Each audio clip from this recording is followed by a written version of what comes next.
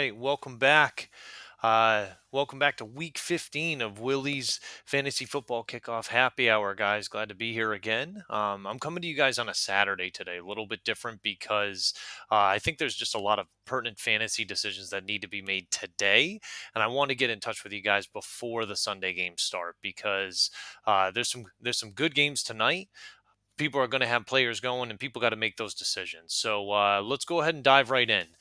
We got a big week this week as we start to look at the playoff picture. Now, in some leagues, people are in their first week of the playoffs. Others are already another week in. It really depends on your league, what you guys prefer, and what the commissioner decides for that. But there's going to be some major decisions coming this week as they could have season-ending implications. So buckle up and let's get ready to plow. First one that we've got here. First game that we've got is Minnesota at Cincinnati. So we got a pair of 7-6 teams facing off. Both teams are vying for playoff spots. So going to be should be a good one. Obviously, one from the NFC, one from the AFC, but both are looking to try to sneak in as either the sixth or seventh seed into the playoffs there. But in terms of fantasy, listen, game's going to be about 40 degrees. Not really conducive for a passing game. I just don't see it that way, at least not big numbers. But this week, guys, I kind of like Ty Chandler. I like him this week. I know Madison's not going to be there. JJ's going to be questionable. I'm not high on him this week. I know him being back was short lived. He started to have a decent game and then all of a sudden just kind of got hurt and it just wasn't a real good look. I know they're trying to find ways to get him more involved and be able to feed him targets, but just don't see him getting it done this week. Hawkinson, listen, arguably the best tight end in football. I mean, you've got to run him out there every single week that you've got him. He's just that good of a player that you have to be plugging him in every single week. And I actually think Jordan Addison's going to be the guy that ends up with a better stat line than JJ this week, whether it's adding the touchdown in or maybe he's got a few less catches, but that touchdown puts him over the top with it. So be on the lookout for Addison there. I'm also looking at Jamar Chase. Yes, like I was a doubter of him for a while once Burrow went down, and I think I let my disappointment in Burrow getting hurt kind of cloud my judgment in terms of how good a player Jamar Chase is. And I definitely ended up eating some crow for that. But him and Browning, they've been legit together. I mean, he's found ways to get him the ball. And not only that, but get him the ball in space and let him kind of do what he needs to. He had that 76-yard touchdown a couple weeks ago. He's just looking really good out there. So Mixon, yes, they continue to roll with him, right? Like they're giving him touches. Yeah, he's ceding a few touches to Brown, but Brown had a long touchdown run on that. People look at the stats and it gets skewed a lot. Now, Brown is going to get more touches. Don't get me wrong, especially if they make it into the playoffs because they want to be able to have two good running backs at that point. But Mixon's still the dude, and if you look back, like yeah, his efficiency metrics haven't been great, but fantasy doesn't give two shits about efficiency. Dude has 3 touchdowns in his last 2 games. Like I'm definitely running him out there. He's my guy. So let's go ahead and move on here. We've got Pittsburgh at Indy. So for this game, listen, this is two more 7-6 teams. Both are vying for playoff spots as well. Indy, listen, they're 4-1 in their last 5. They've been playing really well. I mean, they got beat up last week by Cincinnati, and they looked bad doing so. But teams are going to have off games. You've seen that before with even some of the best teams in the league. San Francisco was running out there on a 3-week stretch. They looked really bad. Philly's going through some rough stuff right now as well. But Pittsburgh had 2 really ugly losses to New England and Arizona. I mean, it just has people questioning if Tomlin's the guy anymore. I look at that and like his time could be over there. It realistically could be. We need to think about that. You're going to start to see coaches like Belichick and Tomlin kind of come to the end of their reign in the positions that they're in. I still think Tomlin can coach for another 15, 20 years. That's my opinion. Guys only if they end up with a losing record this season, I think it will be his first losing record ever as a head coach, which is very, very impressive. So, also not to mention, like they had Big Ben blasting them all over his podcast this week, especially not the whole team, but he was essentially calling the offense really soft. and it just does not send good vibes into that locker room at all. Now, in terms of fantasy, listen, Jonathan Taylor's still out. The Colts likely are going to be missing Braden Smith as well, which is just not what they want going up against a front like Watt and Highsmith. It just that's not what you want at all. Michael Pittman, like he's been the bright spot on this team. I know I mentioned him last week, but like 6 straight weeks of 8 receptions. 10 out of 13 weeks with at least 8 catches this year. Like the dude is having a crazy year. And it pains me to say that because I was not sold on him at all. He was someone I actively avoided in fantasy because I just didn't think he was that good. And he's making a lot of people eat crow for it now. So definitely running Michael Pittman out there, especially with how hot he's been playing. Harris and Warren, listen, they're a yes for me. Both plug and play starts against a team that just they let up the third most points to running backs in fantasy. I'm definitely running them both out there. Guys, I'm fading this week. Listen, Fryermuth, it's just, although the Colts are giving up points to the tight end position, I just think the majority of the points come on the ground this game. And I think Warren and Harris are going to eat those up. I don't think Fryermuth's going to be as involved or have that opportunity to be able to get those touchdowns. Zach Moss, I'm fading him as well. It's just not your week, man. Like, not, especially not against that Pittsburgh front. All right. Next one we've got. So we've got Denver at Detroit. I broke down this game on the podcast earlier this week and had some fun doing it with my buddy Al. Listen, Denver, like they're 7-6. And I know a lot of people look at that. There's a lot of 7-6 teams in the league right now, not only in the AFC, but also the NFC. But Denver's won 6 out of their last 7, and they are a rarity in these 7-6 teams because they're how they got there is very different. Yes, everyone wants to go back to week 3 where they gave up the 70 points, but let me ask you something. Did you know that the Seahawks, Eagles, Lions, and the Colts have all given up more points than Denver? Not a lot of people realize that, especially with them giving up 70 points. No one was really thinking that those teams have given up more.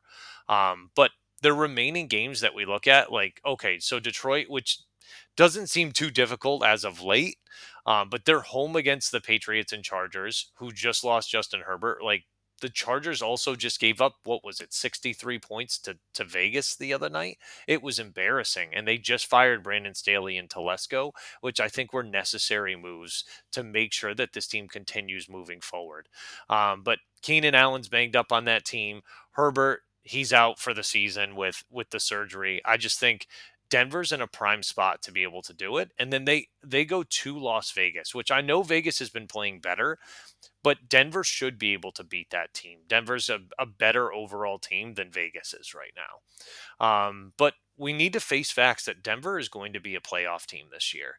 Like another thing too, like if Kansas City does not watch it, Denver could end up winning this division. And I know we're all kind of under the mantra that like Patrick Mahomes is going to make the playoffs.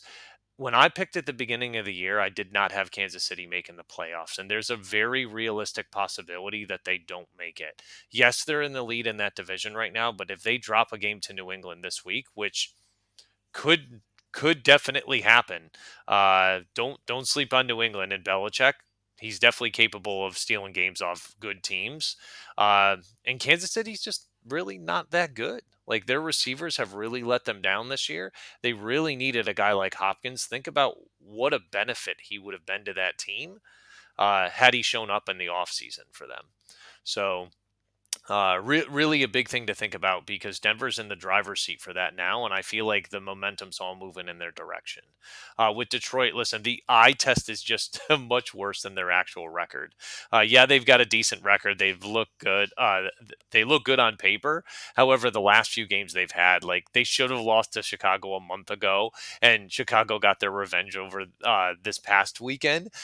They are just starting to look, and I mentioned it before, like the same old Lions, right? Like that's kind of scary because I definitely want them to be a good playoff team. I just don't see them doing it against Dallas. I definitely don't see them doing it against Philly.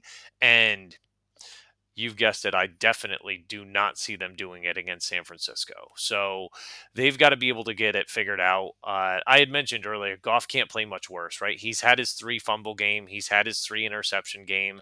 We're just hoping that, like, he's able to turn that around, and it's pretty likely it's not going to happen again that he'll have one of those games. So I'm holding on to hope because I've got Amon Ra in a few leagues, and it's just been disappointing the last 2 weeks. Um, Listen, this team's got a great offensive line, right? Like they run the ball extremely well.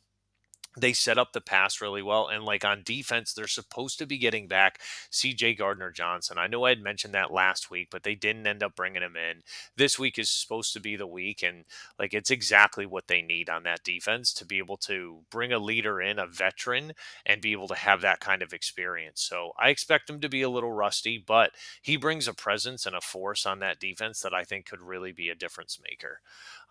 In terms of fantasy, listen, Amon Ra, I don't feel great about him lately because a lot of teams have been doubling him and they've been having a lot of success doing that. He plays this week against arguably the best corner in the league and Patrick Surtain. It doesn't look great for him, but I'm hoping they're going to find ways to be able to scheme him open and be able to get the ball in his hands. With Cortland Sutton, listen, he's just been on fire lately. I didn't realize it until I read a statistic the other day that he has 10 touchdowns on the season. A lot of people have been sleeping on this dude, and he's played very well. Don't forget at the beginning of the season, this was a guy that was a trade target that they really said were like they were going to try to push this guy out. And then all of a sudden it kind of turned to Jerry Judy, and Jerry Judy's really taken a back seat to Sutton. Sutton's been legit this year. So I expect him to continue to have a good game as well. Some absolutely smash starts this game. Montgomery and Gibbs. Listen, Denver gives up the most points in the league to the running back position.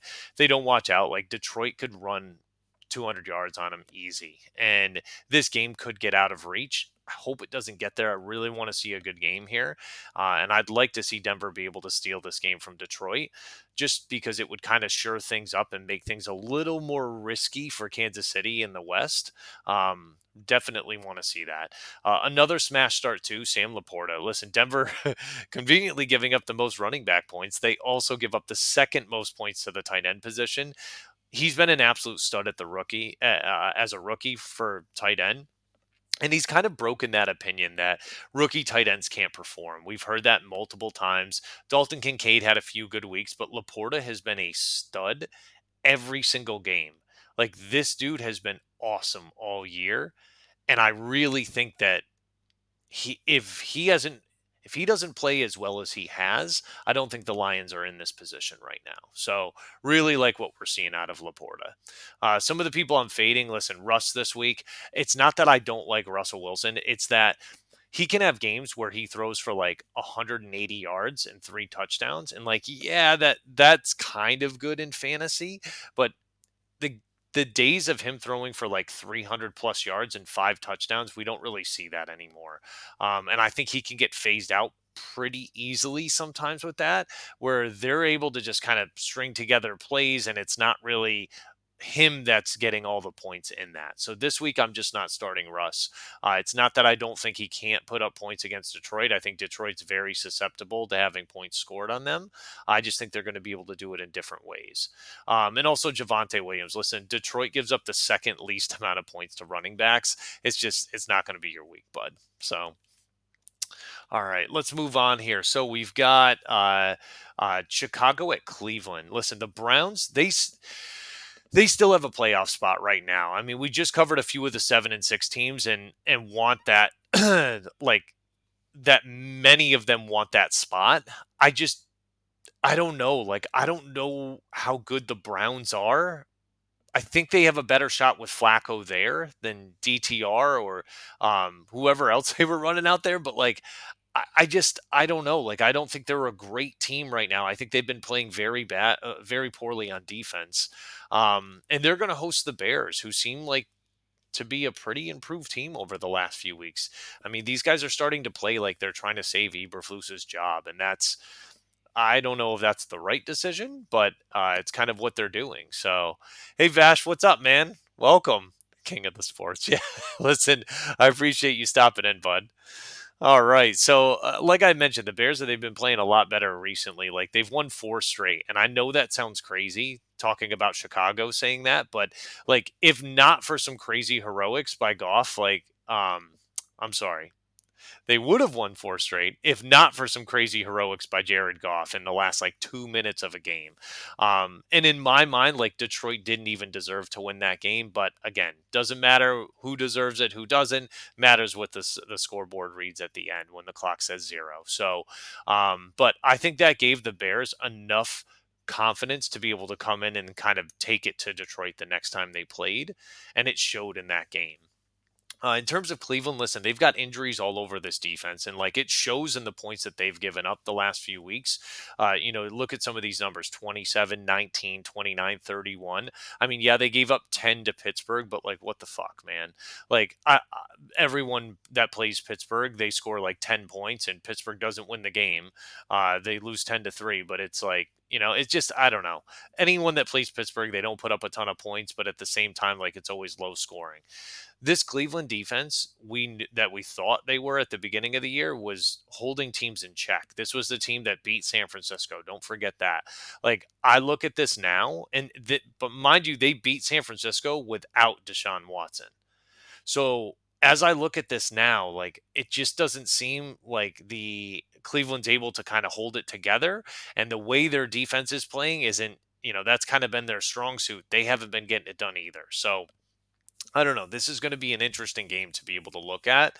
In terms of fantasy, listen, I'm running Fields out there because, I mean, why not? Like, unless you have a better option, I mean, he could pop off at any week. I had him in fantasy last year in the first round of the playoffs, and when he ended up putting up like 7 points or 11 points, something really shitty. But I don't think that's going to happen this week. I think he should. And honestly, I don't care that much because I got to buy into in my leagues, but still, like for those people that are trying to make those decisions, like Fields, he could pop off any week, and the upside for him is just too high, and he's playing too well right now that you definitely want him in your lineup. Another guy, DJ Moore. Listen, another solid start for fantasy this week. Just with like Cleveland's been really good against receivers this year and kind of limiting their points, but DJ Moore's just been on fire lately. And like this defense, they've given up 3 touchdowns in each of the past 2 games. I'm definitely rolling DJ Moore out there if I got him. So listen, Amari Cooper too. I know some people aren't as high on him, but this is their chance in Cleveland of being able to put up points. I really feel that way this week. Yes, you can run on the Bears defense. I get that and stuff, but if the Bears start running up the score and jump out to an early lead, Cleveland's going to have to throw the ball. And Flacco's an excellent deep ball thrower. He's going to be throwing the ball to none other than Amari Cooper. So I really think Cooper can put up big numbers this game. I don't think he really even has to try hard to do it. But I know there's some people counting him out this week. And Joku, too. Like, I think he's a sneaky play this week if you don't have a better option. He had a massive game last week. Like, I expect him to continue on that like, this dude's just a matchup nightmare for people. And, like, the Bears are not good when it comes to covering tight ends. They're not good at all. Two of the guys that I'm fading this week, Jerome Ford, Deonta Foreman, I don't like the matchups for them. So. All right, moving on here. So we got Tampa Bay at Green Bay. This game's going to be 34 degrees. Yeah, fuck that, man. Like, I hate playing in the cold, man. And I know, like, Tampa Bay, think about this. So, like, the offseason comes, they go into spring training, right? Like, not spring training, but like the early trainings before they go to camp. What is it? They go to I want to call it pre-ops, but it's not. Right before training camp. Anyhow, they go in there. They have all those warm-ups in that nice weather, all of that shit, and then they've got to go and play during the season in Tampa. Really nice weather. All of it's nice in September, October, just the beginning to middle of November, and then you got to go to Green Bay in December. That sucks. Absolutely sucks. So, hey, listen, I really appreciate it, Karami. Thanks for hopping in. Oh man, I really appreciate it, bro. Thank you for hopping in and watching. Um, so yeah, like I don't know. If I'm Tampa Bay, I definitely do not want to go there. And like half of Tampa Bay's defense is questionable or out, just not good at all for them. So both of these teams are 6-7. Listen, Tampa Bay's riding a 2-game winning streak, and they're vying to try to win the NFC South. I know they're tied right now with New Orleans and Atlanta. I definitely like Tampa Bay's chances of being able to solidify that and win that division.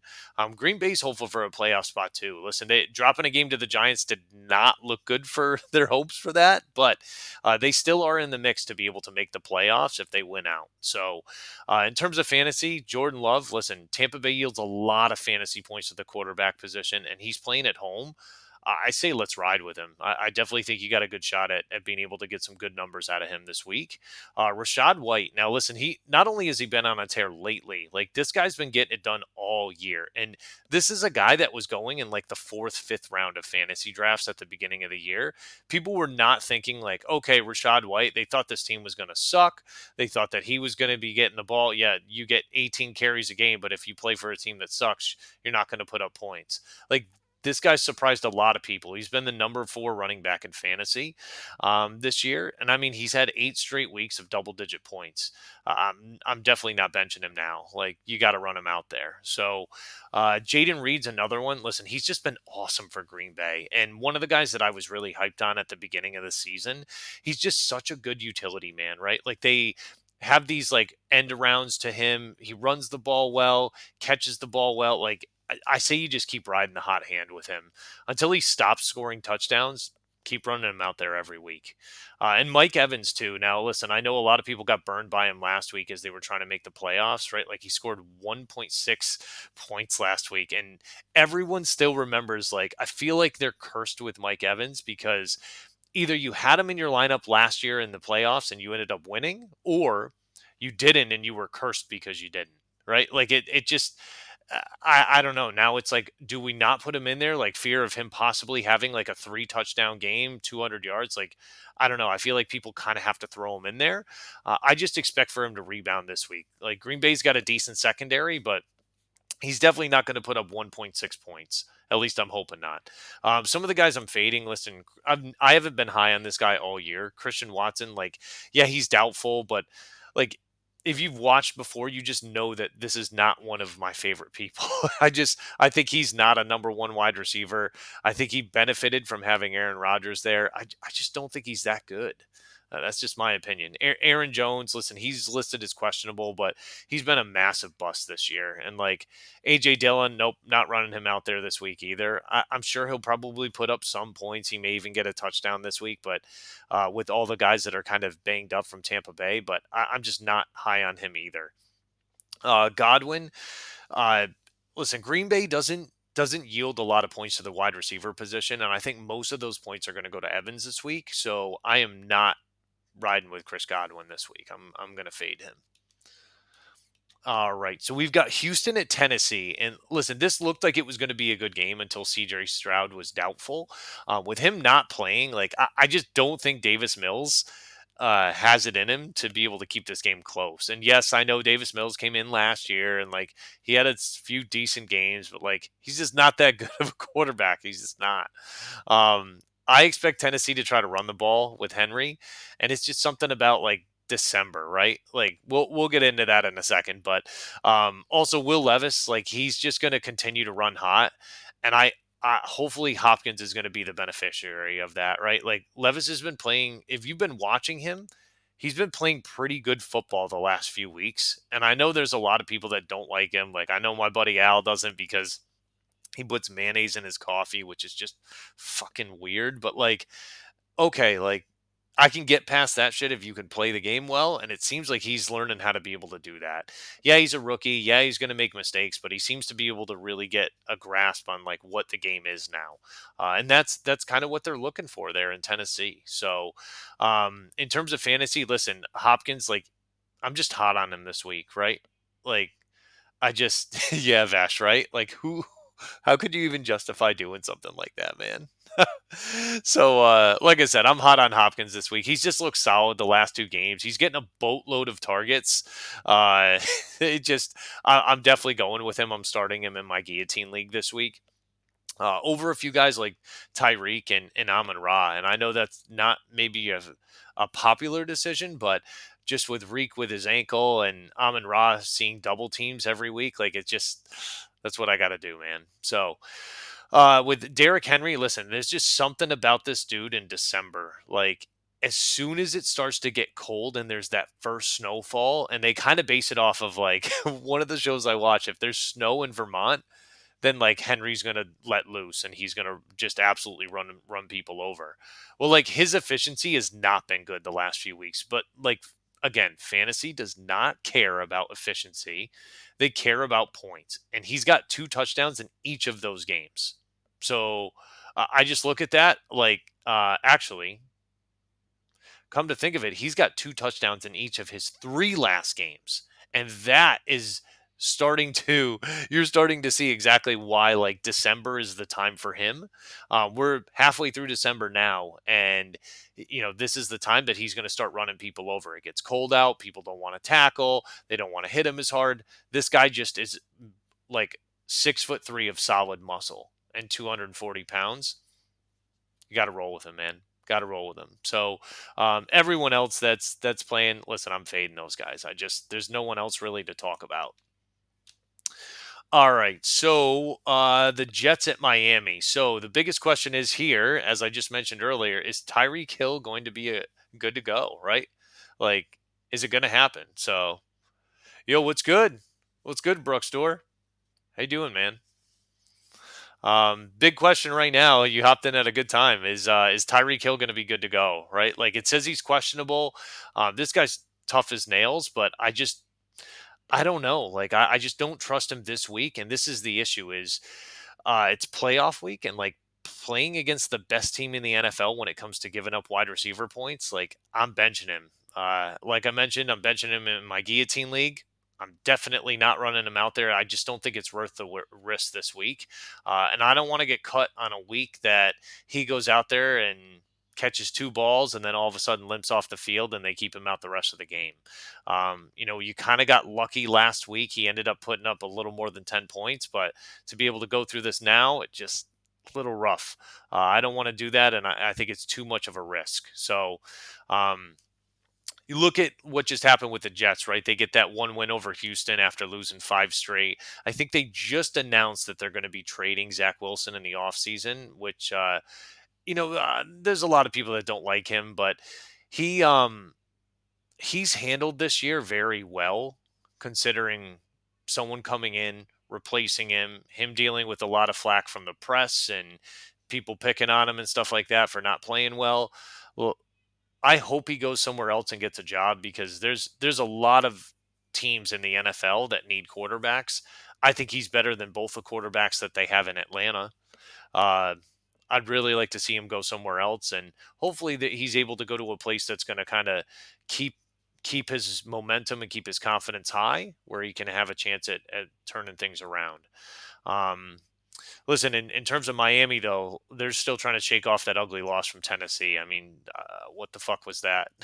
I don't even know. Like, I turned my phone off when there was like 2 minutes left in the game and turn it back on, and I see that Tennessee's leading. It just a little rough to see that. But in terms of fantasy, like this entire game is almost a whole fade week for me. I just like Tua, Tyreek, Achan, Mostert, Brees Hall, Garrett Wilson, all those guys. I'm fading them all. I don't like anyone in this game, and I really don't think it's going to be good. The only guy that I am considering starting in deeper leagues is Jalen Waddle, and I think whether Hill is there or not, I think he's just going to have his opportunities. Um, you're going to see Sauce Gardner on Tyreek most of the time. I think Waddle's going to have an opportunity to be able to score some points. So that's my take on that game. Moving forward, so we got Kansas City at New England, and listen, the Chiefs are 8-5 after dropping 3 of their last 5. Like if they lose to New England and Denver wins, and I kind of talked a little bit about this earlier. Well, like it's just not going to be good for them, right? Like they're going to be tied with Denver, and they split with Denver earlier in the season. It just, I don't know. The momentum does not seem to be going in Kansas City's way. There was that ridiculous offsides call, and what I mean by ridiculous is it was ridiculously correct that Kadarius Toney was offsides. The most ridiculous part about it was kind of the way Patrick Mahomes handled it. In addition to what he said to Josh Allen after Josh Allen was finally able to get a win over him, just really didn't look good for Patrick Mahomes. So, New England, listen, they're feeling themselves after that good win against Pittsburgh. If you can call it that, like it's one of the few bright moments of New England's season. But in terms of fantasy, listen, the only guy I'm looking at this week is Travis Kelsey. And it's because he's the only tight end I'm rostering in Guillotine. Other than that, I really, if I had Laporta or Hawkinson, I'd probably be trotting them out there ahead of Kelsey. But he's really Kansas City's only solid option that they have. Hopefully him and Mahomes can get back on track. But the guys I'm fading this week, listen, Mahomes, it just hasn't been a good year. Like I read the other day, Sam Howell scored more fantasy points than him. Ugh, that's not a good look. And Sam Howell plays for an awful team in Washington. So, McKinnon, listen, in a very deep league, I guess he could provide some value, but I'm still fading him this week against New England. Rice, yeah, I'm fading him too. Zeke, same thing. He's a fade as well. All right, moving on. We got the Giants at the Saints. Um, so listen, I don't. I heard about this from the Pat McAfee show, but like, what was going on in this game where like the center almost fought Derek Carr? I just like on the field, like it's just wild. What is happening where something like that's going on? Like I've seen arguments before between centers and quarterbacks. I saw that happen with Jeff Saturday and Manning, but like to almost like have to be held back, like you were going to fight your quarterback. Like, I can't even imagine what was said.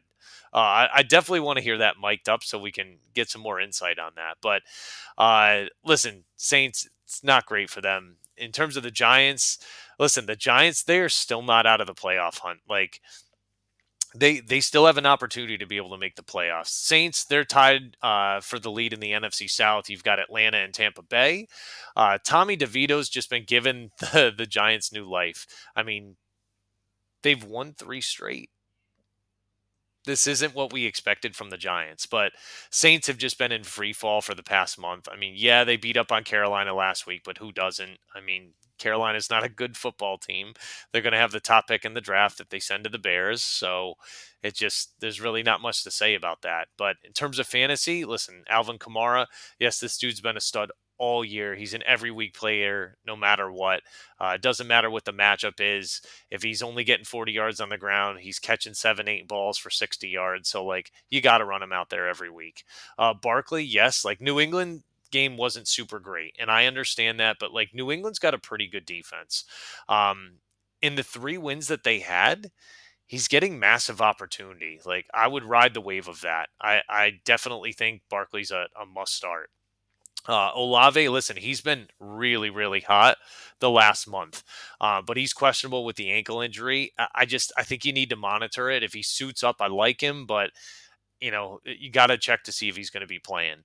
Wandale Robinson, listen, he's been getting more targets week after week, and I just think he's a sneaky flex play. That's what I would say in like a deeper league. I'd consider starting him. Some of the guys I'm fading, listen, Carr and Jamal Williams. I'm not big on them. Rashid Shaheed, it's kind of on the fence with that. I don't know if Olave's not there. I'm starting Shaheed as a flex, but otherwise I'm not touching him.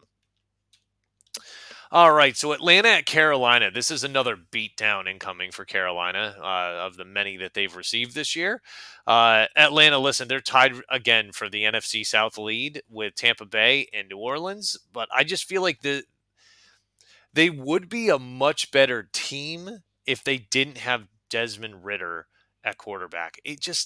When he's your quarterback, I can't imagine that feels good for any of those guys. Like it just when you're in the locker room and you see him as the leader, I can't imagine getting behind him. I just don't.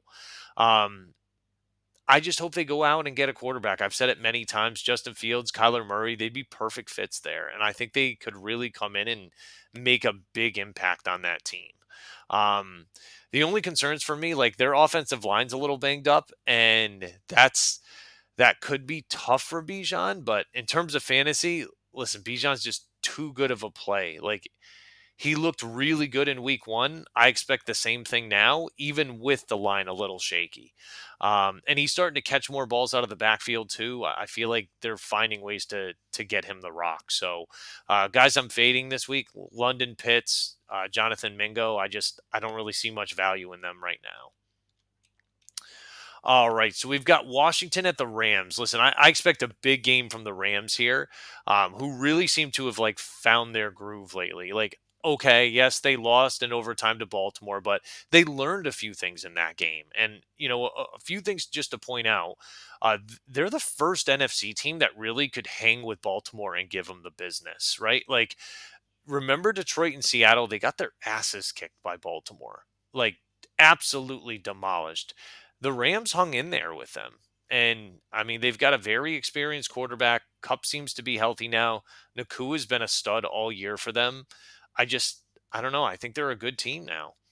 And no one wants to play them in the playoffs. I really don't think anyone wants to do that. So, Brooks, thanks for the follow, man. I really appreciate it. Hopefully you're enjoying it, man. I appreciate it. So, in terms of Washington, listen, they've lost four straight. I'm a little surprised Ron Rivera's still there. This team's given up 90 points in their last two games. Conveniently, it's been 45 each game. But this could be the third straight game that they give up 45 points because I definitely think the Rams are primed to be able to do that. And for fantasy plays, listen, Matt Stafford, yes. Cooper Cup, yes. Puka Nakua, yes. Kyron Williams, yes. Seeing a trend here? Like, I'm definitely, if you play for the Rams, I'm running you out there. Except Tyler Higbee, who I think could still have a decent game, but I really think it's going to be those four guys that end up being able to get the majority of the touches. I'm also going to trot out Terry McLaurin in some leagues, and the reason I'm going to do that, I think he's the only Washington player worth starting as a flex play. I just they're going to be behind. They're going to have to throw. I think he's a good guy that you could look at to come down with a few balls. So people I'm fading. Listen, Sam Howell, Jahan Dotson. Really think that's um, really think like they're not going to be great this game. But all right, let's see. What are we saying here, Brooks? I really just Hey, listen, I appreciate it, man. I try to bring a new perspective to it. I hear a lot of stuff, and will listen to a lot of fantasy talk during the week, a lot of the experts, and I feel like sometimes you just got to cut through the bullshit and give your opinion on what you think. But listen, I really appreciate that comment, man. Best comment I've had in a while. I definitely appreciate that, man. Thank you so much. Um, Let's move on. We got a few more games here before we get into the Saturday games for you guys. So, San Francisco at Arizona. Listen, this could be a demolition of a team that we've got. Arizona didn't have Kyler last time, but San Francisco wasn't rolling the way they are now either. Like this defense, they've only given up more than 20 points 3 games this season. And a quick hint. It's not going to happen this week. So, in terms of fantasy, listen, McCaffrey's definitely a start, but he could possibly be the best play in fantasy at any position this week. Uh, I mean, that could happen almost any week, but he's an absolute stud. He could go off for 3, 4 touchdowns this game. We don't know. He started, the opening drive. What was it? The opening play. He ran almost 80 yards in last game. Yeah, he didn't get the touchdown, but still had a monster game last week. So McCaffrey's a definitely plug for me. Purdy, Debo, Ayuk, and Kittle, they're all solid plays this week. The only issue that I think you run into sometimes with San Francisco is they have so many playmakers on this team that it's really tough to pinpoint exactly who's going to get it. McCaffrey's always going to get his nut every week, but it could be McCaffrey ends up getting 150 yards on the ground and Purdy only throws for like 200 yards and 1 touchdown, right? So it's kind of tough with that, but they're playing against Arizona this week. I would be shocked if San Francisco didn't put up 35 points on them, at least. So that's what I'm going to be looking for is a lot of big plays from a lot of them this week. Some of the guys I'm fading, and listen, this kills me because McBride's been one of the guys that's been really good this season, but I'm fading him this week against San Francisco. This defense is just playing too well. Kyler, Trey McBride, James Conner, and Holly Wolf. That's my new name for him because he's been awful this year. And I know part of that is not having Kyler there, but they just don't have a ton of talent on this team. And I really hope in the offseason they take a good long look at Arizona and try to revamp that team because there are some good playmakers on that team. They just don't get a ton of support. So hopefully they're able to build more through free agency and the draft. And hopefully we're looking at a vastly different team next year. All right. One game that I think a lot of people are going to have a lot of guys in Dallas at Buffalo. Listen, this is another big test for Dallas, who is now, they just beat Philly and Seattle in back to back weeks, but it's also going to be a big test for Buffalo. Like, don't forget, they just beat Kansas City on a non controversial call. We kind of talked about that before. Some people can't figure out what offsides is, but they also just lost in overtime to Philly in a game that they were right there for. Like they were right at the edge there. I know it hasn't really been Buffalo's season, but I mean, Buffalo's another one of those 7-6 football teams, like looking to get a playoff spot. They really, really need this win. So I'm hoping big time they're going to be able to get that. In terms of fantasy, Dak, Pollard, CD Lamb, like you're starting all three of these guys if you have them.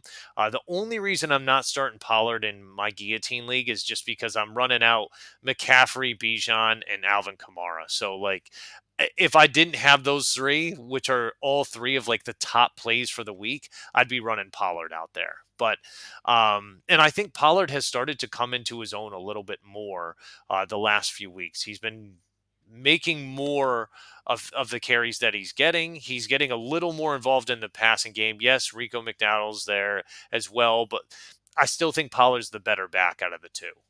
So, in terms of guys I'm fading, listen, this week Josh Allen, Stephon Diggs, and it's painful to say that, right? But Dallas's defense is just too friggin' good. And Josh Allen is a guy that's turnover prone. So I really think that this week is not the best week to be throwing Josh Allen out there.